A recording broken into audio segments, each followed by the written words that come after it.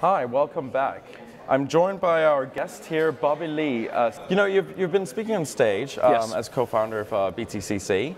Yes. And what do you think of BlockShow so far? Has been what you've expected? Has been a great conference, a lot of new networks? It is. It's. I'm glad to be back to Berlin. It's been a few years. Last time I was here is probably 4 years ago, in 2014.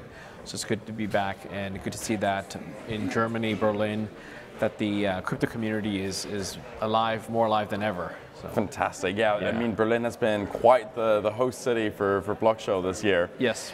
So having a lot of experience in e-commerce in the past, how do you promise to have the direction, like where do you see the direction of blockchain taking from a consumer perspective? Yeah, so my e-commerce experience was limited just from in China through Walmart.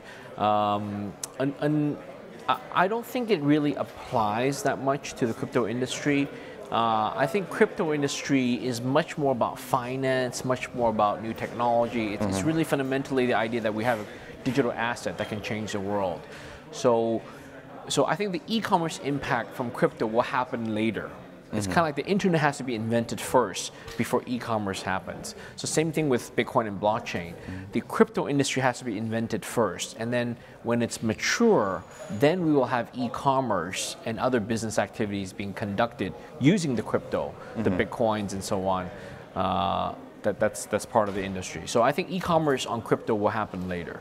So you think we have to wait for the next kind of like a simplified user interface that allows us to trade in cryptocurrency on e-commerce easier, or a new kind of, almost like a new kind of shopping experience potentially? It's more about the phases. I think, Bitcoin's been around, crypto's been around for 10 years now. We're in the 10th year of Bitcoin, 10th year of crypto. And the first few years were the first 2 or 3 years were very, very small scale. The libertarians, the idealists, and the cryptographers, the crypto junkies, and so on. And then the next few years were about trading, the hyper trading of Bitcoin and some altcoins. And we're now in the third phase, which is also trading, but taking a different turn.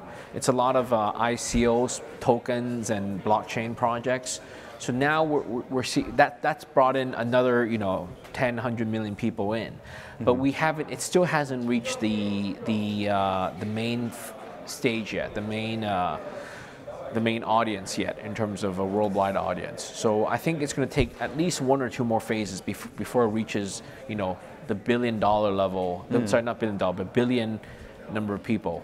So with a number of blockchain companies and new ones entering the market every month and every week actually, does it make it difficult to choose, for example, which ones to invest in, and what kind of criteria or marks are you looking for? Yeah, so I earlier in a panel discussion I made this point. I think it's worth emphasizing to the audience.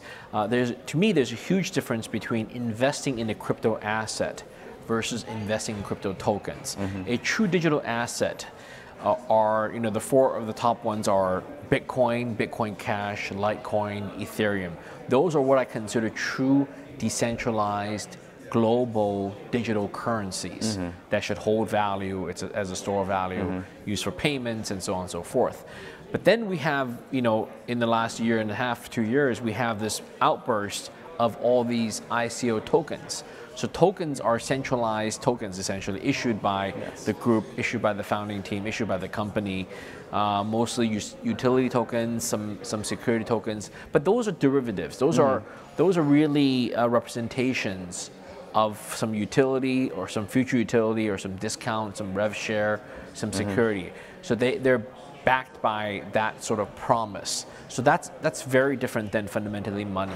So I don't want to urge people to not get that confused. The analogy I use, in Europe, we have several stock exchanges, in Germany, in France, in London, right? And these stock exchanges sell equities on them, right? Some good, some bad, some high performing, some low yield, whatever, whole variety. But you would use currency to pay for it, whether it's the euro or the British pound. So make sure we understand that having the currency and then buying equities or whatever with it is a different matter. So when talking about buying equity, we're getting close to seeing the first companies who have done ICOs potentially now doing IPOs also.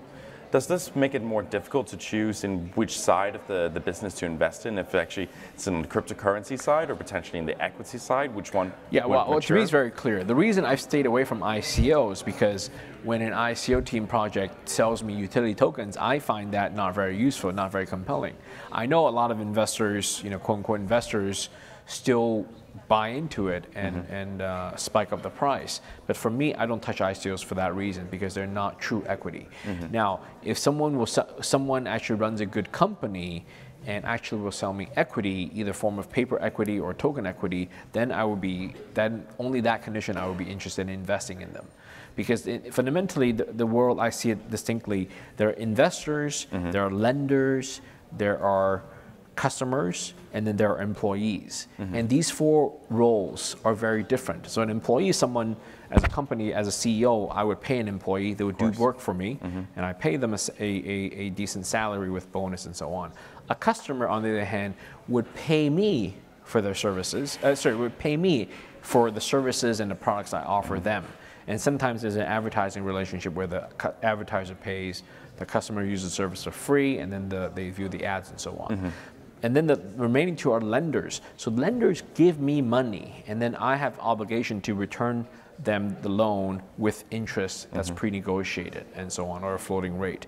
And then finally, the investors. So by the way, all these three things earlier, customers and lenders don't share the upside of the company. If the company does really well, the company does really poorly, it shouldn't affect the customers and lenders. Yes. The employees might share the upside through the notion of use of stock options and bonuses. But fundamentally, the only people that should share the upside of the company are the investors, because when they give the money to the company to use for expanding a business or to start a business, that is real money that if the business fails, the investor gets nothing back. So I see these as different categories, and what troubles me is with ICOs, they're trying to, have the customers, quote unquote, invest in utility tokens which don't have an upside of equity or upside of the company, yet it's packaged as an investment that's supposed to give them multiple returns. Multiple times the returns. So it's really troubling when that happens. That's why there was regulation in the first place. If you look at the last century, why are there regulations globally in every advanced country for equities and stock markets? And the reason these regulators exist is because they want to prevent the nasty stuff that's happening in our industry right now, which is this unregulated fundraising through equity tokens, fundraising through utility tokens. Would you say I think there's going to be a crackdown. Would you say there's a difference between utility tokens, payment tokens? You definitely made a very clear definition between asset tokens, which is very clear, but potential future security tokens, and there's a number of new ones that are coming out representing shares or ownership. Or do you think there's a difference between all of these? Of course, there's absolutely a difference between. It's kind of saying there's different pieces of paper. Some pieces of paper are the title for your home. Some are title for the car. Some are just random paper in a notebook. You can draw whatever you want on it. So actually, it's all made of paper, made of wood pulp. But the use of the paper, depending on how it's used, it could be valued very differently.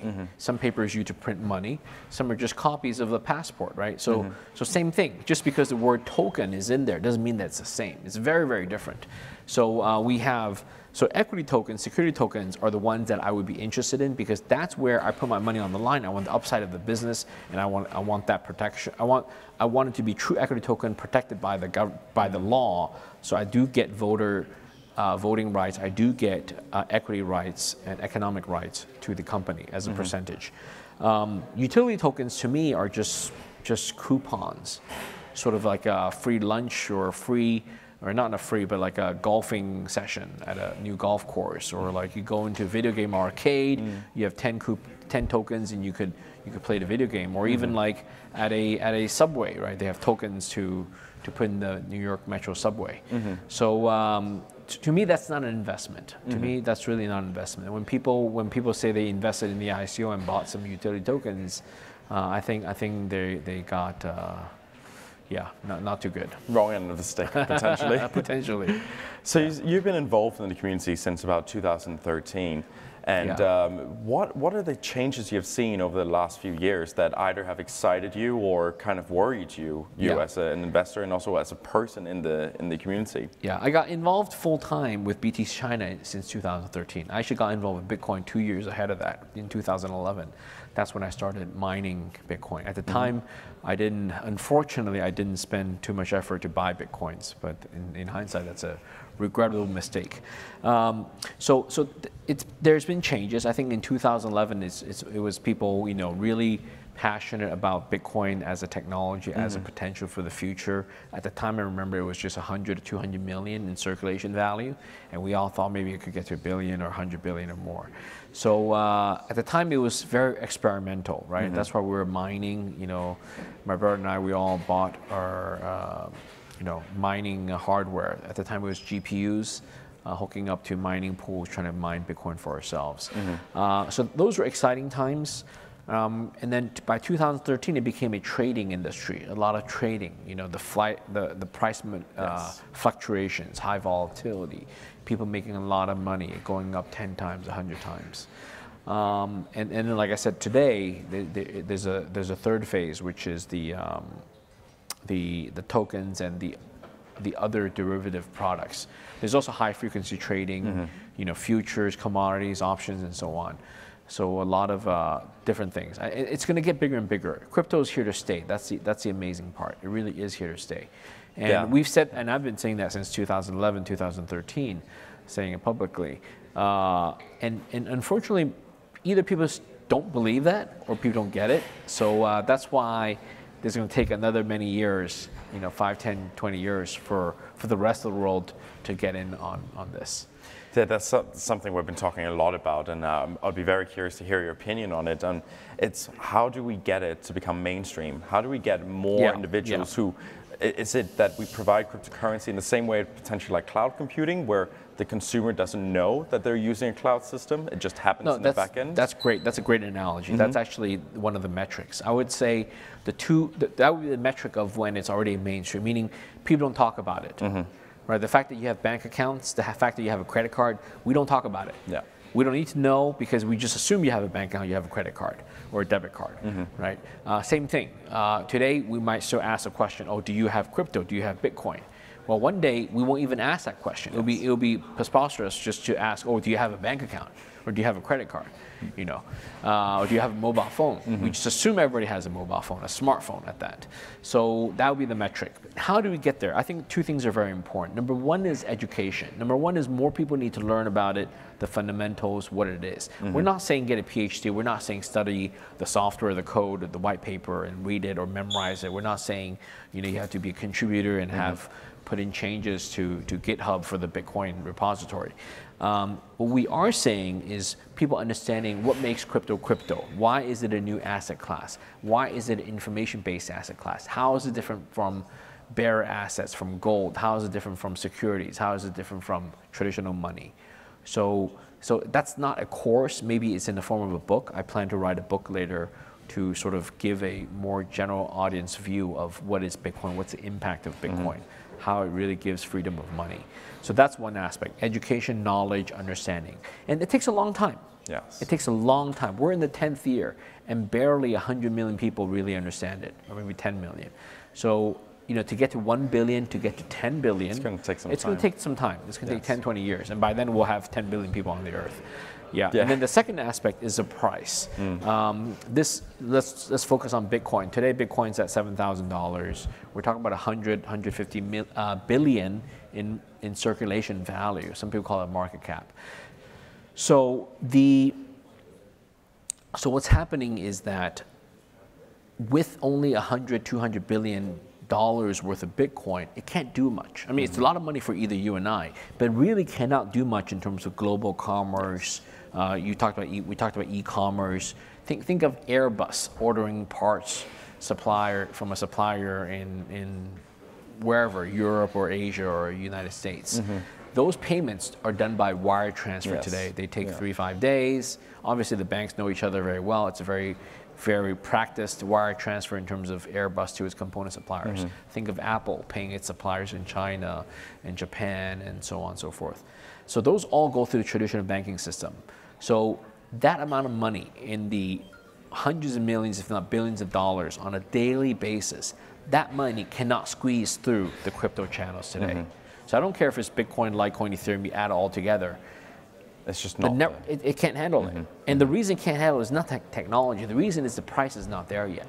So actually what's going to happen is because there's a will of the people of the world to use crypto, one day payments from Apple, from Boeing, from Airbus, from all the biggest companies will go through crypto. It doesn't have to be 100%. It could be start out with 1%, 2%, 5%, 10%, and But maybe it settles at 40% or 60%. So one day these companies will do global commerce via crypto. Individually, it's already happening. In our industry, people of my age and industry's membership, we use crypto to pay each other, right? So the question is, when will companies start? Yes. Our crypto companies already use crypto to pay each other, vendor payments and salary. And then the question is, when do traditional companies, it doesn't matter if it's a movie theater, a doctor's office, or a law firm, or an airline, or even buying airline tickets from a consumer, they'll be paying crypto, I think, in 5, 10, 20 years. And it is a big range, 5 to 20 years, but it's okay. I mean, that's, how long did it take for cars to be everywhere? Exactly, ubiquitous. Yes. Cars and roads. How long did it take for airplanes to be everywhere with airports and infrastructure? How long did it take for mobile phones to be everywhere, right? 5, 10, 15 years is not too much to ask for. I mean, there was a time when, a digital payment and e-commerce were kind of just becoming a thing where people were worried about putting their credit card details or even banking details online. I remember that. And today we don't even question it. That's how we buy our groceries. That's how we buy our flight tickets. So I think the same thing with cryptocurrency. It's like it's the next step of the financial step. So individuals need to find that safe space first. Yes. That's right. So you're talking a lot about traditional companies and using cryptocurrency. Yeah. And a lot of companies right now are trying to build an ecosystem of partners, not just other blockchain companies, but actually traditional companies, companies that have a good market share or good standing already of the customers. What do you think we need to do as a community to engage further with traditional companies and tell them of the benefits of blockchain and potentially overcome the negative or what it's portrayed in traditional media about cryptocurrency and the dangers of it? Yeah, I think it's, I'll say this, I don't think it's about us going to tell traditional companies that they need to use crypto, because the message never sounds genuine. It always sounds fishy. Like they're like, you're just trying to promote your industry. And the reason I know is because I tried. I would say, oh, you should do this, you should do this. But ultimately, inevitably, they don't. And what I say just sounds wrong to them. But what I think will happen is that these traditional companies will one day wake up and choose to use crypto because the alternative, which is a traditional money fiat system today, the fiat money system today, the alternative is unbearable. And we're already seeing signs of it. As a businessman, running the company BTCC, over the years, I've encountered more and more trouble with the banking system, with the existing financial system. Everything from personal accounts to money coming in to suspicious activity reporting. A lot of the innocent people are getting trapped and getting triggered by the anti-money laundering laws. So a lot of people ask questions, the bankers ask questions all the time. Why did you get this deposit? Who are you sending it to? When it's my own money, sending it to my own account, it just happens to be a different country. They're like, why are you sending it over there? I'm like, it's my money. I happen to live there. I should be able to buy houses there, buy cars there. It shouldn't be a problem. Well, apparently either they're jealous or they suspect me of doing something illegal, which I don't understand. I pay my taxes, right? So when innocent people, when innocent companies are getting tripped up by these higher and higher thresholds of anti-money laundering and all that stuff, it becomes majorly inconvenient. Making payments that never show up because the traditional SWIFT wire transfer is so error-prone. Yes. Right. Yeah. So I think the traditional banking, the traditional fiat money system is at its knees. It's really at its last few breaths. It might take a decade or so, but more and more companies will realize, hey, they should have crypto on their balance sheet, and having that liquidity is great for accounts payables, and it's great for accounts, you receive crypto in accounts receivables. I think it just works great. Fantastic. Well, thank you so much, Bobby, for those words, and thank you so much for being here and sharing your expertise and your experience. Thank you, William. Thank you so much. Okay. Thank you. All right.